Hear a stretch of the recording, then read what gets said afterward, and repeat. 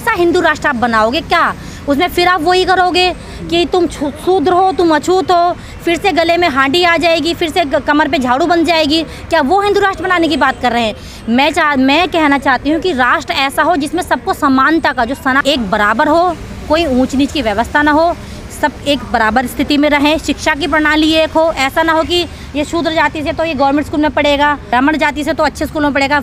सबसे पहले शिक्षा प्रणाली एक होनी चाहिए, सबको एक जैसी शिक्षा प्राप्त होनी चाहिए, क्योंकि जब एक जैसी शिक्षा प्राप्त करेंगे तो आगे जाके जब BA BEd करते हैं फिर जॉब पे जाते हैं ना, तो हमारे बच्चे जो रह जाते हैं वो क्यों रह जाते हैं? क्योंकि हमारे बच्चे जो पीछे से जो गवर्नमेंट स्कूल में पढ़ के धक्का दे के पढ़ के आते हैं और ये लोग बाकी जो बच्चे होते हैं ये लोग अच्छे स्कूल में पढ़ के आए तो हमारे बच्चे रह जाते हैं। तो सबसे पहले तो शिक्षा की प्रणाली जो वो एक होनी चाहिए। प्रधानमंत्री नरेंद्र मोदी जी, मैं आपको हमेशा अपने जब मैं बोलती हूँ तो हमेशा एक ही बात मैं रखती हूँ कि कुछ व्यवस्था आप चेंज कर लीजिए, शिक्षा की प्रणाली एक समान लेके आइए, सबको एक समान का अधिकार दीजिए, भाईचारे से रहना सिखाइए और अपने लोगों को ज़्यादा आप इस बात को बोलिए और साथ में महिलाओं को सम्मान करना सिखाइए, क्योंकि ताकि जो आपका जो नारा है बेटी बचाओ बेटी पढ़ाओ वो कारगर हो जाए, सक्षम हो जाए वो नारा।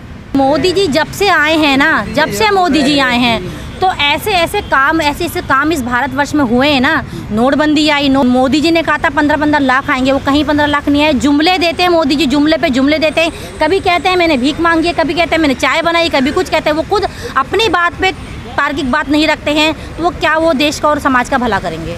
2024 में कैसे देखती हैं आप, क्या रहने वाला? 2024 में तो देखो कोई आए या ना आए, लेकिन मोदी जी बिल्कुल नहीं आने चाहिए, क्योंकि अगर सच में ही समाज का और देश का भला होना है तो अगर मोदी जी 2024 के इलेक्शन से परे कर दिए जाएंगे ना तो बहुत ही ज़्यादा अच्छा होगा। संविधान बदलने की बातें कही जा रही हैं सरकार के लोगों के द्वारा। क्या एक बात बताइए, जो संविधान है इसमें क्या कमियां हैं? संविधान अगर बदल जाएगा तो सब कुछ खत्म हो जाएगा, क्योंकि फिर से वही ये अपना मनुस्मृति लागू करना चाह रहे हैं, जिसमें जो अपनी वो ये उल्टी सीधी बात है, जो नारी को एक पशु के समान माना जाएगा, जैसे सती प्रथा थी और इतनी सारी जो बाल विवाह प्रथा थी और जो दासी प्रथा थी, जो मंदिरों में शूद्र की महिलाओं को रखते थे, मतलब सब कुछ ये फिर से लागू करेंगे। इसलिए संविधान बदलने की बात करते हैं, क्योंकि अब इन्होंने देख लिया कि बहुजन लोग जाग चुके हैं और बहुजन जब जागेगा तो बहुजन अपने हक अधिकार की लड़ाई लड़ेगा। तो ये लोग वो नहीं चाहते हैं। सबसे पहले संविधान को बदलने की बात करें, क्योंकि एक संविधान ही एकमात्र ऐसी चीज़ है जिससे हम बहुजन समाज के लोग आज जिंदा हैं, खड़े हैं, हम बोल पा रहे हैं, चल पा रहे हैं, कपड़े पहन पा रहे हैं। तो क्या बहुजन समाज ऐसा होने देगा? बहुजन समाज बिल्कुल एकजुट हो जाएगा। अगर मनुवादी सोचते हैं कि बहुजन तो पागल हैं, इन्हें कुछ नहीं पता, लेकिन मैं आपको बता दूं पानी सर से ऊपर जा चुका है। और आप संविधान बदलने की अगर बात करें तो अपने दिमाग से इस बात को निकाल दें, क्योंकि ऐसी घटना घटने से पहले तख्ता पलट दिया जाएगा, मोदी जी को तख्त से उतार के नीचे फेंक दिया जाएगा। सनातन धर्म में सभी को एक समानता का अधिकार दिया गया है। महिलाओं के साथ अलग नीचता करी जाती है एक समाज के नाम पे, कि ये वर्ण व्यवस्था के आधार पर जो समाज बनाए गए हैं कि ये ब्राह्मण समाज है, ये दलित समाज है, वहाँ इंसानों के साथ एक अलग व्यवहार किया जा रहा है। अगर मैं मानूं कि हाँ आपके भगवान हैं, तो उस भगवान ने बनाने में तो सिर्फ इंसानों दो ही लोग भेजे थे धरती पे, आदमी और औरत, तो क्यों आप लोग फिर सभी में इतना व्यवहार मतलब भेदभाव करते हैं? तो इस चीज़ का जवाब कौन देगा? वो कहते हैं व्यवस्था बनाई थी एक समाज को चलाने के लिए, जिसे आप जातिवाद कहते हैं।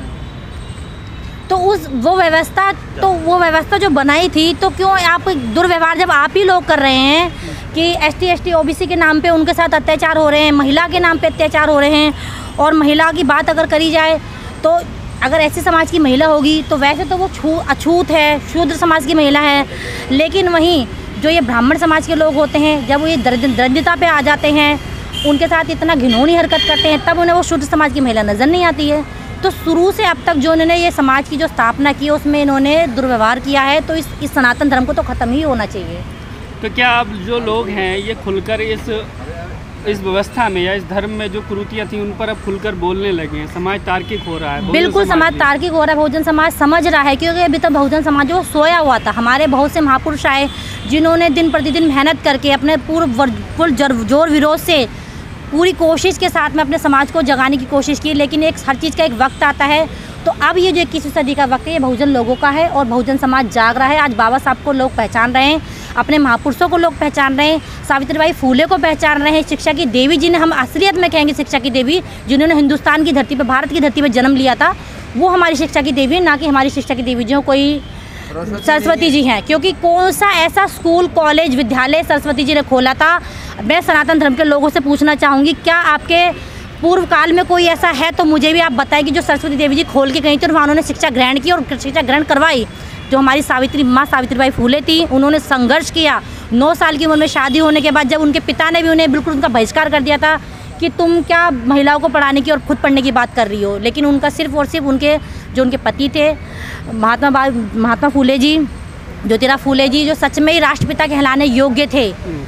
उन्होंने पहले अपनी बीवी को पढ़ाया लिखाया, इस काबिल बनाया कि समाज के बीच वो गईं, और माता सावित्रीबाई फूले ने इस समाज के लिए इतने बलिदान किए कि जब वो शिक्षा के लिए निकलती थी तो लोग उनके ऊपर कीचड़ नाली के पता नहीं क्या क्या फेंकते थे, लेकिन उसके बावजूद भी वो हार नहीं मानी और उन्होंने समाज की महिलाओं को पढ़ा लिखा के इस योग्य बना दिया कि आज 21वीं सदी के लोग हम अपने आप को गौरवान्वित महसूस करते हैं कि हम उन वंशकों के हम पुत्र पुत्रियां हैं जिन्होंने समाज के लिए इतना अच्छा काम किया।